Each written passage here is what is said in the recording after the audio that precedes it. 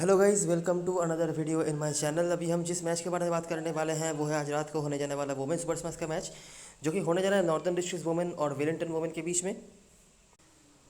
तो ये मैच जो है होने जा रहा है बे ओवल माउंट माउंगोनई में, जो कि नॉर्दर्न डिस्ट्रिक्ट्स और उनके वुमेन दोनों का ही होम ग्राउंड है। वुमेन टीम की दोनों का ही होम ग्राउंड है। वेदर क्लियर है। तो जैसे कि आप देख ही सकते हैं कैसा चल रहा है वुमेन क्रिकेट, मुझे ज़्यादा बताने की ज़रूरत नहीं है। कल के मैच पे मैंने वीडियो में भी बताया हुआ था कि एक ना एक बड़े प्लेयर को आपको ड्रॉप ज़रूर करना पड़ेगा। आज के मैच में जो ड्रीम टीम बनी है, अगर आपने नोटिस करी होगी तो देखेंगे आप, जो 3 मिनिमम बॉलर लिए गए हैं ना ड्रीम टीम में, उनमें से एक को विकेट ही नहीं मिला है।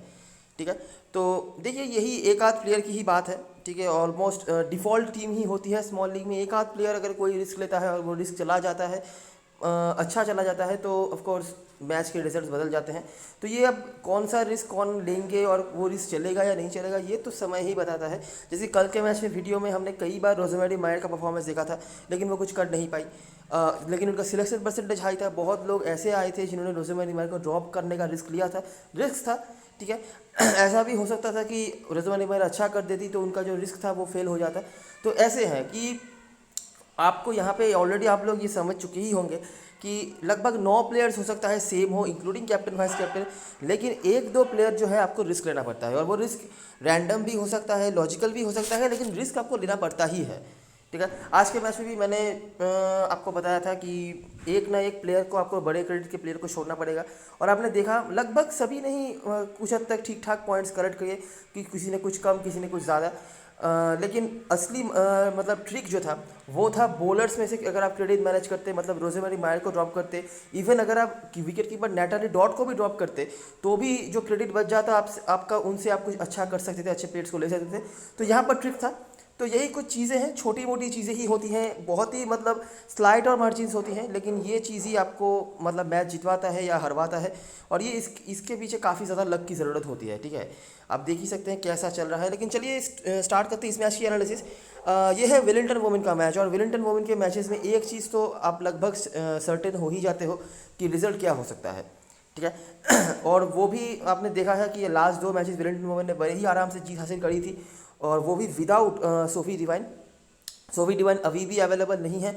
मैंने पहले जितना सुना था कि कल के मैच में उनकी वापसी होने में जा रही थी, लेकिन किसी कारण की वजह से अभी वो अवेलेबल नहीं है। लेकिन कल के मैच में एक और इम्पॉर्टेंट जो प्लेयर मिसिंग थी कुछ मैचेस से पहले, 2 मैचेस में, वो कल के मैच में आ रही है वापस। ठीक है, वो कौन है, क्या है, उनकी इंपॉर्टेंस, सब कुछ हम आगे बात करेंगे। आखिरी 5 T20 मैचेस की बात करें तो यहाँ पे वेलिंगटन एक तरफा नहीं जीत पाई है।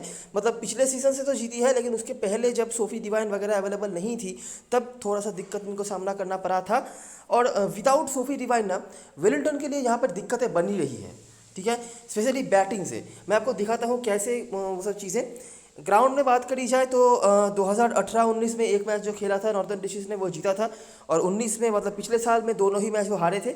इस ग्राउंड पर एक मैच जो हुआ था इन दोनों टीमों के बीच में, वो वेलिंगटन ने जीता था, और बड़े ही आराम से जीता था बैटिंग से।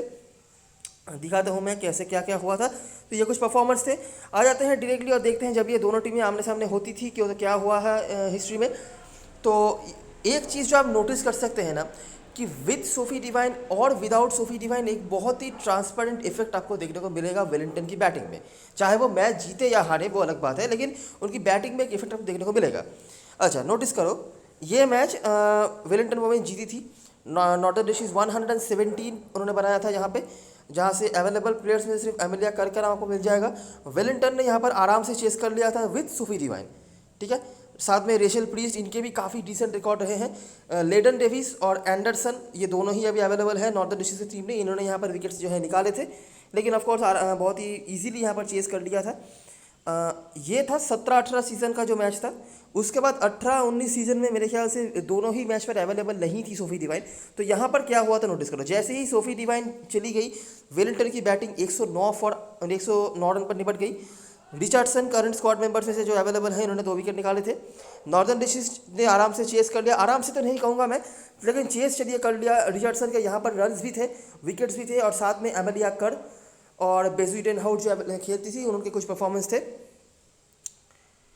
उसके बाद ये जो दूसरा मैच था, यहाँ पर भी सोफी डिवाइन अवेलेबल नहीं थी, लेकिन यहाँ पर रेबेका बर्न्स और एमिलिया कर की बैटिंग से और बॉलिंग से दोनों से ही परफॉर्मेंस थे। तो एमिलिया कर काफ़ी बार आपको दिख रही हैं। बैटिंग से गरी और लेडन डेविस और साथ में डाउटी खेलती थी, उन्होंने यहाँ पर अच्छा परफॉर्मेंस किया था। तो बॉलिंग से यहाँ पर जो है मैच जीता था नॉर्दर्न डिस्ट्रिक्ट वुमेन ने। अच्छा, मैंने एक चीज़ गलत बोल दिया, एक ही मैच जीती है नॉर्दर्न डिस्ट्रिक्ट वुमेन, जो अगर हम आखिरी 5 मैचेस की बात करें तो, जो कि ये वाला मैच था जहाँ पर रिचर्डसन बैटिंग बॉलिंग दोनों तरफ से उन्होंने परफॉर्म करा था और टीम को जितवाया था। उसके बाद ये जो नेक्स्ट मैच है, ये है आखिरी मैच जब ये दोनों टीमें इस ग्राउंड पे भिड़े थे। तो देखिए, सोफ़ी डिवाइन ने यहाँ पर शतक भी लगाया था और बॉलिंग से भी उनके खाते में 1 विकेट था। तो बहुत बड़ा एक टोटल यहाँ पे खड़ा किया था वेलिंगटन ने। लेकिन ऑफ कोर्स ये अवेलेबल नहीं है, साथ में रेचल प्रीस्ट भी थी, तो ये दोनों ही अवेलेबल नहीं है। मैडी ग्रीन ने यहाँ पर कुछ रन्स बनाए थे। बॉलिंग से लेडन डेविस और एस्तर ओवियन के विकेट, और मुली भाई जो ये अवेलेबल नहीं है इनके विकेट से। हालांकि इन विकेटों का तो कोई फ़ायदा हुआ नहीं क्योंकि रन्स 201 आपने कंसीड किए थे। नॉर्दर्न डिस्ट्रिक्ट ऑफकोर्स यहाँ पर चेस नहीं कर पाई थी। ली कैस्पेरेक और जेस कर करंट स्क्वाड में। अच्छा, ली कैस्पेरेक जो है ये आज के मैच में वापस आ चुकी हैं, तो इनकी ही मैं बात कर रहा था। 2 प्लेयर्स मिसिंग चल रही थी वेलिंगटन वुमेन की टीम से, सोफ़ी डिवाइन और ली कैस्पेरेक। अब ली कैस्पेरेक वापस आ चुकी हैं। अच्छा, और आखिरी जो मैच हुआ था यहाँ पर भी वेलिंगटन ने विशाल स्कोर खड़ा किया था और यहाँ पर भी सोफ़ी डिवाइन का एक रोल था। बॉलिंग में रिचर्डसन के विकेट से और बॉलिंग से भी डिवाइन, साथ में कैस्पेरेक, एमेरिया कर और गरी। कुछ प्लेयर्स के नाम आपने नोटिस करेंगे। ली कैस्पेरेक ने जो 2 मैचेस यहाँ पे खेले हैं, दोनों ही बार उनके 2-2 करके विकेट यहाँ पर थे। बैटिंग में ऑफकोर्स उनको मौका नहीं मिला, ठीक है, आप समझ ही सकते हैं। पूरी तरीके से डोमिनेट करा था सोफ़ी डिवाइन और रेचल प्रीस्ट ने। एक और नाम जो आपको मिल रहा है वो है एमेलिया कर, और ये डिफ़ॉल्ट पिक है, इनके बारे में मुझे ज़्यादा बातें करने की ज़रूरत नहीं है। हर मैच में कुछ ना कुछ इन्होंने कंट्रीब्यूट करा हुआ है, इस एक मैच को छोड़कर। और बाकी कुछ मैचों में आपने आयमा रिचर्डसन का परफॉर्मेंस देखे हैं, ठीक है। कुछ मैचों में फिर लेडन डेविस ने बॉलिंग से करा है, बैटिंग से तो उनके मतलब किसी के भी उस तरह से खास कुछ नहीं है। अगर आप ओवरऑल नोटिस करेंगे, जहाँ पर नॉर्दर्न डिस्ट्रिक्ट जीती भी है या फिर ऑफकोर्स सारे मैचेस वो हारे हैं, जहाँ पर वो जीते भी हैं, यहाँ पर भी इनकी बैटिंग जो है बहुत खास नहीं हुई थी। आयमा रिचर्डसन एक स्टैंड आउट परफॉर्मर वो थी, बैटिंग और बॉलिंग दोनों तरफ से, जहाँ पर ये मैच जो नॉर्दर्न डिस्ट्रिक्ट जीता था। लेकिन उसके बाद से आपको दिखेगा कि नॉर्दर्न डिस्ट्रिक्ट के जो प्लेयर्स हैं, मतलब अगर आप फैंटेसी की तरफ से बात कर रहे हो तो उनके जो पॉइंट स्कोरर्स हैं हाईएस्ट, वो बॉलिंग से आ रहे हैं, ठीक है। जैसे कि यहाँ पर लेडन डेविस, यहाँ पर बॉलिंग उन्होंने करा 7 विकेट पर 117, मतलब समझ ही सकते हो ज़्यादा कुछ अच्छी बैटिंग हुई नहीं। उसके बाद गरी बीच में इनका नाम है। लेडन डेविस के यहाँ पर रन्स भी थे। अच्छा, और साथ में यहाँ पर एस्तर ओवियन के 1 विकेट, एस्तर ओवियन ने 1 आध विकेट लिया हुआ है कुछ मैचों में। लेडन डेविस के यहाँ पर 1 विकेट। बेजुइटेनहाउट 1 मैच में 36 रन, ठीक है। तो बड़े ही मुश्किल से 30, 32, 40 तक कोई रन बना रहे हैं। गाड़ी 2 मैच में आपने देखा है। और बॉलिंग से रिचर्डसन और लेडन डेविस, ये कुछ नाम हमारे सामने आ रहे हैं, ठीक है। तो आप समझ ही सकते हैं कि काफ़ी मतलब एक तरफा फिक्सचर ये रहा है। इवन जो नॉर्दर्न डिस्ट्रिक्ट जो मैच जीती भी है, वहाँ पर भी मतलब बहुत ही मुश्किल से उनको जीतना पड़ा था। एक प्लेयर का स्टैंड आउट परफॉर्मेंस था, आयमा रिचर्डसन, जिनके ऊपर डिपेंड करके उन्होंने मैच जो है जीत हासिल करी थी। लेकिन ओवरऑल वेलिंगटन का एक तरफा यहाँ पर डोमिनेशन रहा है। लेकिन एक बात और है कि सोफ़ी डिवाइन जब उनके लिए खेलती थी, तब इनका बैटिंग जो उस लेवल पे रहा है, विदाउट सोफ़ी डिवाइन उस लेवल पे नहीं रहा है, ठीक है। जैसे कि यहाँ पर आप नोटिस करेंगे 183 बनाया, सोफ़ी डिवाइन ने लीड किया। यहाँ पर 201 बनाया, फिर से सोफ़ी डिवाइन ने लीड किया। साथ में रेचल प्रीस्ट का भी कंट्रीब्यूशन था, लेकिन दोनों ही अवेलेबल नहीं है। उसके बाद यहाँ पर 144 बना था, जहाँ पे बर्न्स, केयर, ये कुछ प्लेयर्स थी और शायद कोई थी जो कि अवेलेबल नहीं है। लेकिन उसके बाद से जैसे ही सोफ़ी डिवाइन यहाँ पर भी लीड करा, उन्होंने सोफ़ी डिवाइन और रेचल प्रीस्ट, मतलब डिफ़ॉल्ट नाम, फिर से अच्छा स्कोर 118 रन चेस कर लिया बड़े ही आराम से। और जैसे ही सोफ़ी डिवाइन नहीं है ना, तो एक आध मैच में उनको दिक्कतों का सामना भी करना पड़ा है। तो ऑफकोर्स सोफ़ी डिवाइन अभी नहीं है इनके टीम में, तो हमें ये देखना पड़ेगा कि कौन ऐसी बैट्समैन हो सकती हैं जो कि इनके जगह को ले सकती हैं, ठीक है। अच्छा, तो ऑलरेडी जिन प्लेयर्स के सबसे ज़्यादा रिकॉर्ड्स हैं, ये आपने ऊपर नोटिस भी करे हैं। बेजुइटेनहाउट जो खेलती थी, इनके काफ़ी अच्छे रिकॉर्ड्स हैं बड़े इनिंग्स की। अगर हम बात करें, थोड़ा सा पुराना मैच था जहाँ पर उन्होंने बड़ा स्कोर खड़ा किया था, नहीं तो रिसेंटली तो आपने देखा है कि इनका कुछ खास था नहीं। केटी गडी ने कुछ मैचों में स्टार्ट लिए हुए हैं, 30-32 करके रन बनाए हैं, और मतलब एवर रिलायबल प्लेयर है ये नॉर्दर्न डिस्ट्रिक्ट वुमेन की टीम में। तो एक डिफ़ॉल्ट पिक हो जाती है बैटिंग से। वेलिंगटन वुमेन के होकर जो नाम आपने देखा, रेचल प्रीस्ट और सोफ़ी डिवाइन तो ऑफकोर्स हैं ही, साथ में मैडी ग्रीन भी यहाँ पर ठीक ठाक औसत रेखे बैठी हैं, और ली कैस्पेरेक ये भी अच्छी खासी बैटिंग कर लेती हैं, जिनके यहाँ पर आपको थोड़े बहुत नाम जो है दिख रहे हैं, ठीक है। तो ऑलरेडी आप देख सकते हैं जो मेजर परफॉर्मर्स रहे हैं वो अवेलेबल नहीं हैं।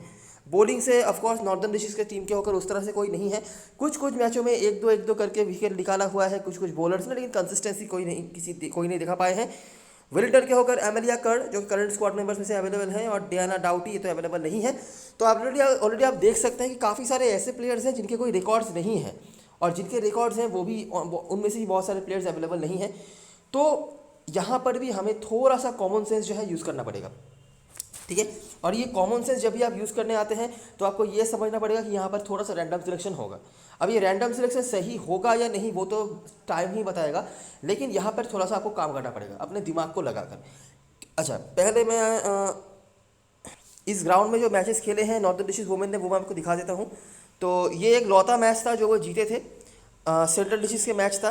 तो यहाँ पर भी रिचर्डसन के बॉलिंग से परफॉर्मेंस, साथ में एंडरसन के बैटिंग से भी कुछ रन थे, और गड़ी 36 रन, और राउत जो अभी स्क्वाड में अवेलेबल तो है, इनके 1 विकेट थे। ये जो आखिरी मैच आपने देखा वेलिंगटन से वन का मैच हुआ था, यहाँ पर भी नॉर्दर्न डिस्ट्रिक्ट की बैटिंग अच्छी नहीं हुई थी। मैं ये मैच छोड़ देता हूँ क्योंकि ये वेलिंगटन की टीम थी, और यहाँ पर जेस्कर उस समय बहुत ही खतरनाक फॉर्म पे थी। जिस तरह के फॉर्म पे वो अभी तो नहीं दिख रही है, बॉलिंग अभी भी अच्छी कर रही है, वो इकोनॉमिकल रह रही है, लेकिन विकेट उनको नहीं मिल रहा है। तो यही एक प्रॉब्लम हो जा रही है उनको लेकर। और ये एक मैच था, यहाँ पर भी नॉर्दर्न डिस्ट्रिक्ट हारी थी। यहाँ पर भी गड़ी के कुछ रन थे, साथ में लॉब ने कुछ रन बनाए थे।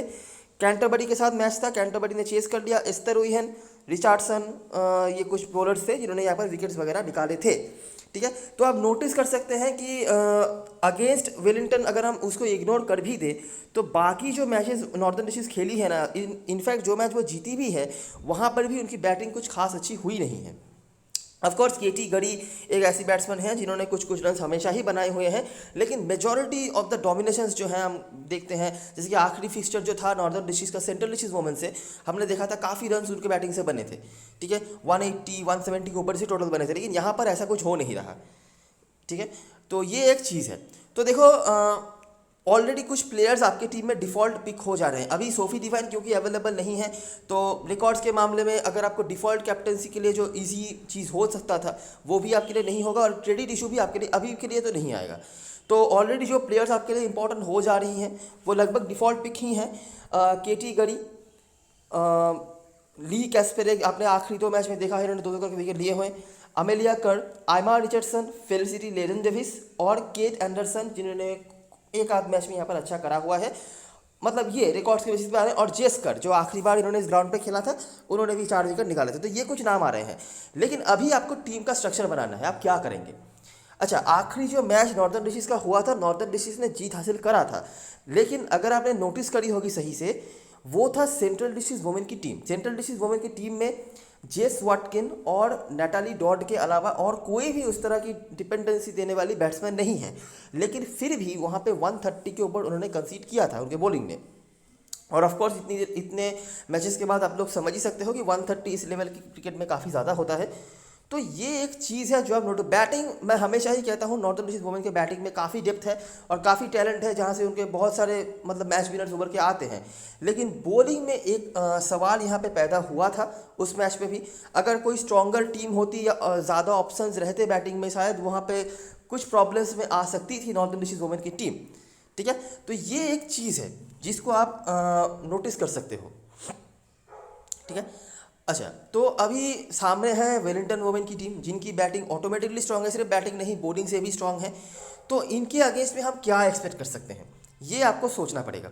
देखिए ऑलरेडी आपको ये तो मरक भनक लगी चुकी होगी कि आपका टीम जो है वेलिंगटन वुमेन की सपोर्ट में ही बनने वाला है, लेकिन टॉस का क्या इफेक्ट होगा। अगर समझ लीजिए वेलिंगटन वुमेन पहले बॉलिंग करवा रही है, ठीक है, पहले बॉलिंग करे या बैटिंग करे, उनके जो बैट्समैन है ना टॉप ऑर्डर के वेलिंगटन वुमेन के होकर, उनको कोशिश करना मैनेज करके लेने का, अगर बहुत ज़्यादा क्रेडिट इशू नहीं आ रहा है तो, ठीक है। ये एक टिप है जो आप यूज़ कर सकते हो, क्योंकि क्या होगा ना कि मेजॉरिटी ऑफ द ऑलराउंडर्स को लेने के चक्कर में लोग हो सकता है थोड़ा बहुत जेन्युइन कुछ बैट्समैन को मिस कर जाए। आज के मैच में आपने नोटिस करी होगी ऑकलैंड वुमेन की तरफ से लॉरेन डाउन, उन्होंने बहुत ही अच्छी पारी खेली थी।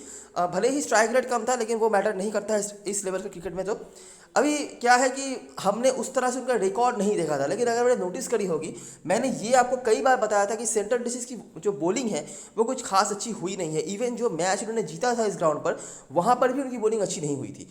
तो वही चीज़ यहाँ पर चल गया था। ऑफ कोर्स हमने एक्सपेक्ट किया था कि रोज़मेरी मैयर अच्छा करेंगी, वो अच्छा नहीं करी थी, तो लॉरेन डाउन मतलब बहुत ही आराम से उन्होंने रन बना दिया। लेकिन ये एक चीज़ था जो हमने पॉइंट आउट किया था, ठीक है। तो आज के मैच में मतलब कल के मैच में भी आपको ये एक चीज़ पॉइंट आउट करके रखना है कि इनके मतलब नॉर्दर्न डिस्ट्रिक्ट के बॉलिंग में भी इश्यूज़ है, ठीक है। मैं ये नहीं कह रहा कि विकेट्स नहीं निकलेंगे, कि आप बॉलर को अंडर एस्टिमेट कर दो। अगर पहले बॉलिंग करवाते हैं तो 20 ओवर की बॉलिंग करवाएंगे, विकेट ले सकते हैं, लेकिन मैं कह रहा हूँ कि कब तक विकेट लेंगे, और उस बीच में कोई ऐसी बैट्समैन आपसे छूट ना जाए जो रन बना के दे सकती हैं। सही है। क्या है और कौन कौन से प्लेयर्स आपके लिए इस सूची में इंपॉर्टेंट हो सकते हैं वो मैं आपको आगे समझाता हूँ। स्मॉल लिस्ट शॉर्ट लिस्ट में ये जो प्लेयर्स हैं बाय डिफ़ॉल्ट ही आपकी टीम में होने चाहिए। अच्छा, मैडी ग्रीन का जो है ना, इनका कुछ इशू होगा, मैं आपको समझा देता हूँ कैसे। फिलहाल के लिए आपकी टीम में होने चाहिए, ठीक है। अच्छा, प्लेइंग 11 मुझे नहीं लगता कोई चेंज वगैरह होगा। अच्छा, 50 ओवर क्रिकेट में ना रिसेंटली इन दोनों टीमों के बीच में मैच हो चुका है। अभी क्या है कि वो जो वेलिंगटन वोमेन की टीम थी उस मतलब मैचेस में जो टीम खेल रही थी, और अभी जो वेलिंगटन वोमेन की टीम है, इसमें आसमान और ज़मीन का फ़र्क है, ठीक है।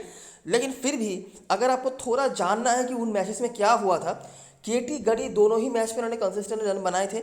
ब्रूक हैलिडे ने एक मैच में वहाँ पर शतक लगाया था। ब्रूक हैलिडे जो अभी टीम की कैप्टन है और आखिरी मैच में फेल हुई थी, ये इन्होंने एक शतक लगाया था। और बॉलिंग से सार्सफील्ड और रिचर्डसन तो है ही, सार्सफील्ड ने दोनों ही मैच पे विकेट्स निकाले थे, एक में 3 एक में 2।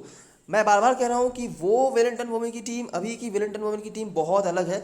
लेकिन अगर आपको कुछ जानना है कि रिसेंटली जो मैचेस हुए हैं, रिसेंट मतलब एक महीना भी नहीं हुआ है, इन दोनों टीमों के जो मैचेस हुए 50 ओवर क्रिकेट में, वहाँ पर ये चीज़ हुआ था।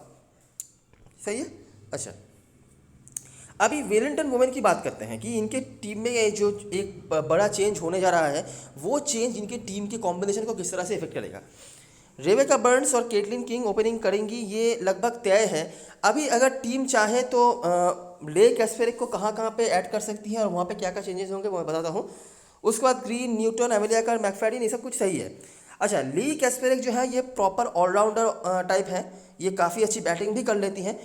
पिछले सीजन में क्या हो रहा था कि जब सोफी डिवाइन, रेचल प्रीस्ट जैसे प्लेयर्स थी, तो मतलब गलती से भी ली कैस्पेरिक को 10 गेंद खेलने का भी मौका नहीं मिलता था, ठीक है। लेकिन अभी क्योंकि सोफी डिवाइन और रेचल प्रीस्ट अवेलेबल नहीं है, और हमने एक और चीज़ देखी है कि विदाउट देम वेलिंगटन की बैटिंग यहाँ पे हमेशा ही थोड़ा सा स्ट्रगल करती है, तो क्या पता ली कैस्पेरिक के पास बैटिंग आ भी जाए। लेकिन इनका बैटिंग ऑर्डर क्या होगा ये भी समझना पड़ेगा। 3 स्पॉट्स हैं जहाँ पे मुझे लगता है कि ये चेंजेस कर सकते हैं। स्पॉट नंबर 1, प्लिमर, जिनको ये खिला रहे थे, बैट्समैन है ये, लेकिन कोई भी रोल इनका नहीं आ रहा है, मतलब सिर्फ फील्डिंग करने के लिए रखा हुआ है बस। इनके जगह पर आ सकते हैं ली कैस्पेरिक। बेथानी मोलोनी, मुझे नहीं लगता कि इनको अभी ड्रॉप कर देगी टीम।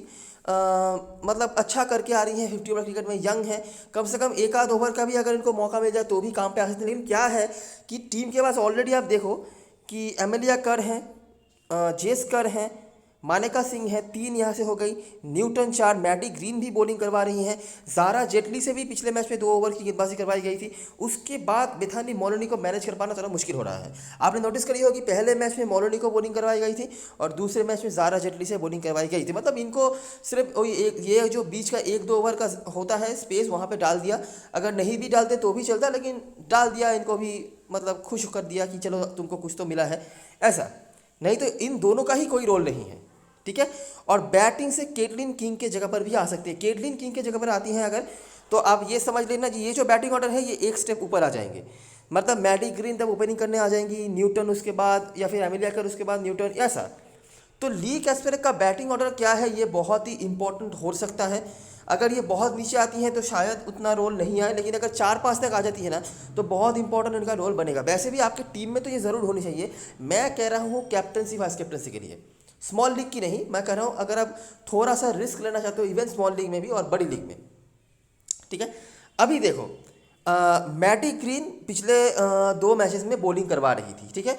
2 ओवर 3 ओवर उन्होंने कराया है, विकेट भी निकाला हुआ है, सही बात है, और इसीलिए लोग इनको ले भी रहे हैं क्योंकि बैटिंग से बहुत खास कुछ उन्होंने नहीं करा था, बिल्कुल सही बात है। अब अगर ली कैस्पेरिक किसी बैट्समैन के जगह पर आ जाती है ना, समझ लीजिए प्लिमर या किसी बैट्समैन की जगह पर आ जाती हैं, तो एक चीज़ समझ लेना कि ली कैस्पेरिक 4 ओवर करेंगी। मतलब बीच के जो ओवर्स मिल रहे थे मैडी ग्रीन को या ज़ारा जेटली को, ये ओवर पूरी तरीके से ली कैस्पेरिक खुद खा जाएंगी, ठीक है, मतलब तब क्या होगा, एमेलिया कर, ली कैस्पेरेक ये और जेस्कर, इन तीनों का 12 ओवर कहीं नहीं गया। ये तीनों पक्का 12 ओवर करेंगी। उसके बाद जो बाकी के 8 ओवर होंगे वहाँ पे कुछ बॉलिंग थैमसन न्यूटन करवाएंगी। अच्छा, थैमसन न्यूटन का भी ओवर कम होगा, ये भी याद रखना, ठीक है। जो पिछले मैच में उन्होंने 3 ओवर करवाई थी, हो सकता है वो नहीं करवाएं। तो थैमसन न्यूटन और मैटी ग्रीन में से किसी एक का ओवर कम तो होगा, और ऐसा भी हो सकता है मैटी ग्रीन बॉलिंग नहीं भी करवाएं, ठीक है। ये एक चांस है, मैं ये आपको कह सकता हूँ, क्योंकि इन तीनों का मतलब एमेलिया कर, जेस्कर और ली कैस्पेरेक के 12 ओवर्स पक्का होंगे। और मुझे ऐसा लग रहा है कि मानेका सिंह का भी मिनिमम 2 ओवर तो होगा ही, कहीं नहीं जाएगा वो। तो 14 से 15 ओवर यहाँ पे हो गए। बाकी भी आपके पास मोलोनी है, जारा जेटली है, मैडी ग्रीन है और न्यूटन है, इनसे 5 से 6 ओवर करवाया जाएगा। और यहाँ पर हो सकता है कि मैडी ग्रीन का ओवर कट हो जाए, ये चीज़ ध्यान में रखना। कहाँ पे ध्यान में रखोगे, स्मॉल लीग में तो आपको लेना पड़ेगा, ठीक है, क्योंकि आप इतना रिस्क नहीं ले सकते, क्योंकि मैं कोई गारंटी तो नहीं दे सकता कि बॉलिंग नहीं आएगी। लेकिन अगर आप बड़ी लीग खेल रहे हो, बड़ी लीग की टीम बना रहे हो, और अगर आपका स्पेस मैनेज नहीं हो रहा है, तो आप ये चेंज कर सकते हो। ये मैं आपके ऊपर छोड़ता हूँ। बड़ी लीग के लिए स्मॉल लीग में ले लो, कोई दिक्कत वाली बात नहीं है।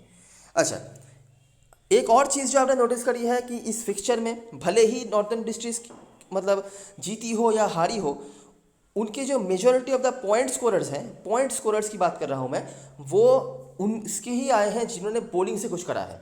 और इसीलिए इस मैच में नॉर्दर्न डिस्ट्रिक्ट की तरफ से जो बॉलिंग ऑलराउंडर टाइप हैं, थोड़ी सी बैटिंग भी कर लेते हैं, ऐसे प्लेयर्स आपके लिए बहुत इंपॉर्टेंट है। बैटिंग से एकमात्र नाम है केटी गरी, उन्होंने कुछ कुछ रन बनाए हुए हैं 20, 25, 30 करके, मतलब समझ लीजिए 35 से 40 पॉइंट आपको वैसे दे जाएंगी। और बाकी जो प्लेयर्स हैं आपको ऐसे ही प्लेयर्स लेने हैं, ठीक है। और ऐसे ही प्लेयर्स आप वैसे भी लेने वाले हो, तो मुझे पता ही है, लेकिन मैं बता दे रहा हूँ फिर भी, ठीक है। कैप्टन वाइस कैप्टन चॉइस मैं डिक्टेट नहीं करवा रहा, वही नाम है, मतलब यहाँ पे कोई एक्सपेरिमेंट्स की जगह होती नहीं, आपको पता ही होगा।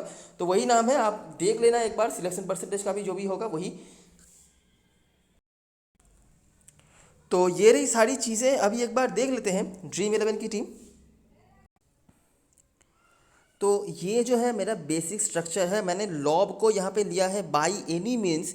लॉब जो है बेटर कोई बैट्समैन नहीं है मैकफैडियन से, लेकिन लॉब के पास प्रॉपरली बैटिंग आ जानी है, ठीक है। मैकफैडियन के पास भी आ जानी चाहिए, अगर आप चाहो तो ये भी कर सकते हो, कोई दिक्कत वाली बात नहीं है। लेकिन मैंने सिर्फ लॉब को रखा है क्योंकि मुझे लग रहा है कि प्रॉपरली बैटिंग इनको मिलेगी ही।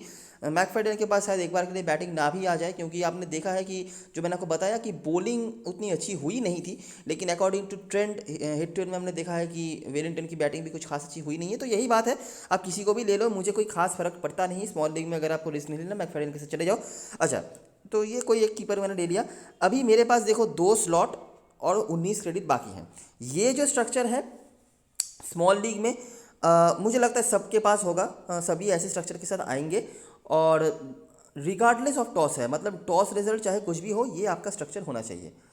अभी यहाँ पे मेरे पास 2 ऑप्शंस बचे हैं। अगर वेलिंगटन पहले बैटिंग कर रही है ना, तो आप ये जो दोनों बैट्समैन हैं मैडी ग्रीन और रिबेका बर्न्स, आप दोनों को लेके चल सकते हो, ठीक है। इनको दोनों को लेने के दोनों को लेने के चक्कर में क्या हो सकता है कि आप थैमसन न्यूटन को मिस कर दोगे। अभी के लिए लोग ली कैस्पेरिक को नहीं ले रहे हैं, लेकिन मैं आपको इतना कह सकता हूँ, जब भी लोग इनको खेलते हुए देखेंगे ना, इनको ज़रूर लेंगे, मतलब विदाउट एनी डाउट लेंगे। जेस्कर का एक चीज़ मैं बताना चाहूँगा कि ये पिछले सीज़न की तरह फॉर्म पे नहीं दिख रही हैं। आपने अगर नोटिस करी होगी, दोनों ही मैच में उन्होंने एक एक करके विकेट निकाला है, मतलब बॉलिंग अच्छी करा रही हैं। अभी भी इकोनॉमी का जो बोनस देती हैं वो देते जा रही हैं, कैचिंग वगैरह जो मिलता है बोनस वो तो मिल रहा है, लेकिन विकेट्स वो नहीं निकाल पा रही हैं।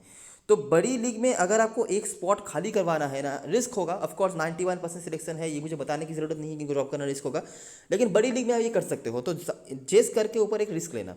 फॉर्म पे बिल्कुल नहीं नज़र आ रही है ये, जिस फॉर्म पे पिछले सीजन भी थी, मतलब बंचेस में तो मतलब मजाक से वो विकेट ले रही थी, लेकिन इस सीजन में वो फॉर्म उनका दिख नहीं रहा है, ठीक है।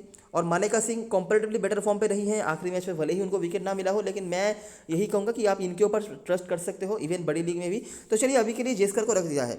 अगर वेलिंगटन वुमेन पहले बैटिंग कर रही है, तो आप यहाँ से मैडी ग्रीन और रेबेका बर्न्स में से किसी एक को या दोनों को ले सकते हो। लेकिन एक चीज़ याद रखना, अगर आप दोनों को लेते हो तो यहाँ से आपके लिए न्यूटन का ऑप्शन बंद हो जाएगा।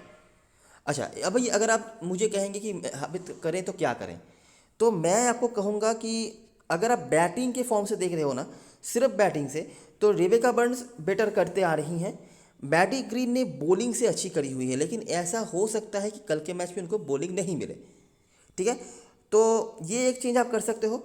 एक और काम कर सकते हो कि यहाँ पर मैकफैडियन की जगह पर आप लॉब को ले लो, यहाँ से मैडी ग्रीन और रेबेका बर्न्स दोनों को ही ले लो, और एक स्लॉट जो आपको रिस्क लग रहा है वहाँ पे ये रिस्क आपको लेना पड़ेगा, मतलब ऐसा ही कुछ करना पड़ेगा, ठीक है।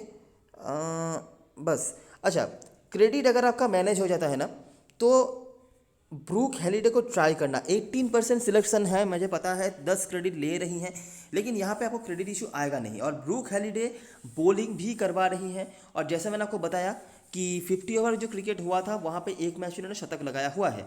ऑफ कोर्स वहाँ पे सामने इनकी जो बॉलर्स थी, कल के मैच में सामने जो इनके बॉलर्स होने वाले हैं उनमें ज़मीन और आसमान का फ़र्क है। लेकिन जैसा कि आपने देखा है कि रिकॉर्ड ये कह रहा है, ट्रेंड ये कह रहा है कि ऐसे प्लेयर्स नॉर्दर्न डिस्ट्रिक्ट की तरफ से इंपॉर्टेंट हुए हैं जिन्होंने बैटिंग और बॉलिंग दोनों तरफ से ही कंट्रीब्यूट करा हुआ है, और ब्रूक हैलिडे उस सूची में आ सकती हैं, ओपनिंग करेंगी। और जैसा कि आपने देखा है कि जेस्कर का फॉर्म जो है ये थोड़ा सा ख़राब चल रहा है। ओपनिंग बॉलिंग जेस्कर करेंगी, उसके बाद मानेका सिंह भी पिछले मैच में ओपनिंग स्पेल पर विकेट नहीं निकाल पाई थी। अगर जेस्कर का फॉर्म ख़राब है, मानेका सिंह ओपनिंग स्पेल पर फिर से फेल हो जाती हैं, तो क्या पता ब्रूक हैलिडे के लिए एक समय आ जाए अच्छा कुछ करने का, ठीक है। तो ये एक ऑप्शन है। एक और ऑप्शन है जिनको पूरी तरीके से लोग इग्नोर कर रहे हैं, वो है लूसी बाउचर। मैं भी कहूँगा कि स्मॉल लीग में ज़रूरत नहीं है इन पे रिस्क लेने का, लेकिन बड़ी लीग में इनको भी ट्राई करना, मतलब टीम पे रखना। ये बॉलिंग करवाती हैं, ओपनिंग बॉलिंग पे आती हैं, और अकॉर्डिंग टू ट्रेंड इनके पास प्रॉपर्ली बैटिंग भी आ जानी चाहिए, और ये बैटिंग अच्छी खासी कर लेती हैं, ठीक है। तो ये कुछ ऑप्शंस हैं जो आप कर सकते हो। बेसिकली 9 प्लेयर्स का जो स्ट्रक्चर होगा ना, वो मेरा ऐसा ही होगा। बड़ी लीग में नहीं कह रहा हूँ, मैं स्मॉल लीग में कह रहा हूँ। उसके बाद जो 2 स्लॉट्स होंगे वो आपको डिसाइड करने हैं। मैंने अपने जो ऑप्शंस हैं मैंने दे दिए हैं। ब्रूक हैलिडे, ये 2 बैट्समैन लूसी बाउचर और थैमसन न्यूटन, ये 5 प्लेयर्स हैं जिनमें से आप 2 को ले सकते हो। कैप्टन वाइस कैप्टन मुझे नहीं लगता कुछ बताने की ज़रूरत है। एमिलिया कल डिफ़ॉल्ट पिक है। वाइस कैप्टनसी के लिए रिचार्डसन और लेरन डेविस के साथ ही आपको जाना पड़ेगा, इसके बाहर और कोई सेफेस्ट ऑप्शन है ही नहीं। थोड़ी सी रिस्क लेके आप टीम बनाना चाहते हो, बड़ी लीग खेल रहे हो, तो वहाँ पे कैस्पेरिक के साथ आप जा सकते हो। इनके रिकॉर्ड्स अच्छे हैं, हालांकि हमें नहीं पता ये किस तरह के फॉर्म से आ रही हैं, और बैटिंग भी काफ़ी अच्छी कर लेती हैं। जेस्कर मैं कहता, लेकिन उस तरह के फॉर्म पे ये दिख नहीं रही हैं, ठीक है। इसीलिए अभी के लिए मैं कैप्टन वाइस कैप्टनसी के लिए उनको स्मॉल लीग में तो सजेस्ट नहीं करूँगा। तो ये रही सारी चीज़ें और सारी एनालिसिस। आई होप ये मैच आपके लिए अच्छा जाए, क्योंकि यहाँ पे मुझे नहीं लगता बहुत ज़्यादा कुछ इधर उधर आप कर सकते हो। छोटे मोटे चेंजेस ही होंगे, लेकिन यहाँ पे रिजल्ट्स काफ़ी प्रेडिक्टेबल है, तो यहाँ पे आप हो सकता है कि अच्छा रिजल्ट हमारे लिए आ सके। मैं थोड़ा सा ज़्यादा यहाँ पे मतलब होपफुल हूँ, इतना तो कह ही सकता हूँ। तो होपफुली ये मैच हमारे लिए बेटर जाएगा। कुछ सही नहीं जा रहा है वोमेन मैचेस, और बहुत ही स्लाइटेस्ट ऑफ मार्जिन से ही हमारे लिए बुरा चल रहा है। आई होप ये चीज़ सही हो जाए। तो ये रही सारी चीज़ें और सही एनालिसिस। अगर आपको अच्छा लगा हो तो लाइक ज़रूर करना, सब्सक्राइब कर लेना चैनल को, और टेलीग्राम चैनल पे ज़रूर ज्वाइन हो जाना, क्योंकि लास्ट मोमेंट पे सारी अपडेट्स वगैरह वहीं पे आती हैं। तब तक के लिए best of luck for this match and goodbye for now.